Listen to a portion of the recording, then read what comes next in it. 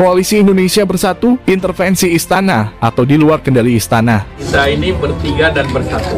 Koalisi memperkuat persatuan.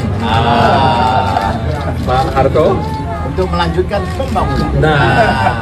Tiga partai yakni P3, PEN, dan Golkar sepakat berkoalisi dengan mengusung nama Koalisi Indonesia Bersatu atau KIB. Pengamat politik Panggi Syarwi dari Foxpol Center Research and Consulting menilai koalisi ini terkesan di luar kendali istana, dalam hal ini Presiden Jokowi. Padahal, ketiga partai itu notabene adalah partai pendukung pemerintah saat ini menurutnya. Seperti Golkar, P3, dan PEN, sebetulnya Presiden tak ingin hal itu terlalu cepat dan terlalu subur sejak dini. Karena koalisi biasanya itu minimal 1 tahun, bukanlah 2 tahun menjelang pemilu. Presiden Joko Widodo sudah cenderung membiarkan adanya ancang-ancang dari partai-partai pendukungnya untuk pemilu 2024. Walau jaraknya masih 2 tahun lagi, ungkapnya.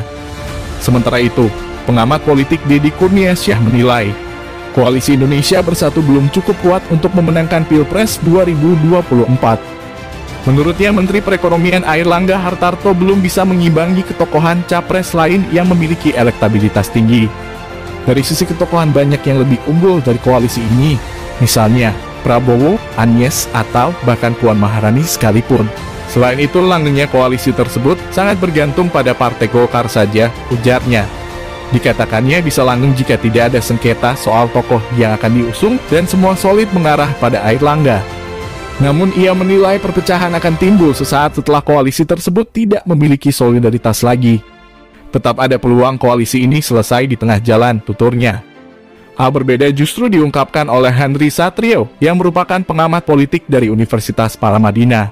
Ia menduga ada peran istana dalam pembentukan Koalisi Indonesia Bersatu, di mana karena ketiganya merupakan partai koalisi pemerintah. Ada sebuah pertanyaan besar, apakah ada arahan dari istana? Karena tiga-tiganya parpol koalisi pemerintah. Nah, apakah itu untuk menyelamatkan tokoh kemudian parpol? Dan itu tadi pertanyaan terbesar, ini ada arahan istana atau tidak, katanya. Kata Henry, koalisi ketiga partai tersebut belum memiliki tujuan yang jelas. Menurutnya, bisa jadi partai yang berkoalisi itu memang hanya bermaksud menyelamatkan diri di 2024 karena elektabilitas yang semakin menurun.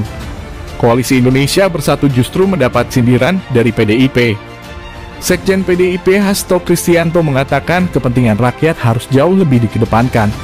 Jangan membawa kontestasi terlalu awal yang kemudian membuang energi kita bagi perbaikan dan kemajuan bangsa dan negara pasca pandemi. Inilah yang kita dorong.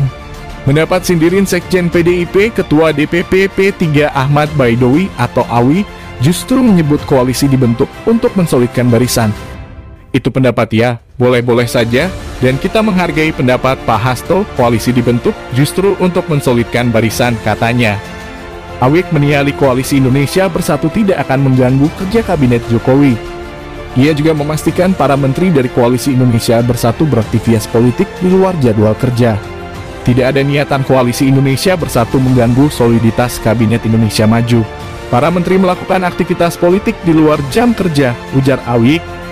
Hal yang sama juga diungkapkan Wakil Ketua Umum DPP PEN, Viva Yoga Mauladi. Ia menjamin Koalisi Indonesia Bersatu atau KIB tidak akan mengganggu kinerja pemerintahan Joko Widodo. Koalisi Indonesia Bersatu dijamin tidak akan mengganggu kinerja pemerintahan karena Pak Airlangga dan Pak Sudarso adalah Menteri Presiden. Justru KIB bertanggung jawab atas peningkatan kinerja pemerintahan. Jelas Yoga sebaliknya. Dia menjamin bahwa koalisinya akan mendukung kinerja Jokowi dan Maruf Amin hingga akhir masa periode pemerintahan. KIB tetap berkomitmen dan bertanggung jawab atas peningkatan kinerja pemerintah. Karena KIB merupakan bagian dari pemerintahan Jokowi Maruf Amin, ujarnya.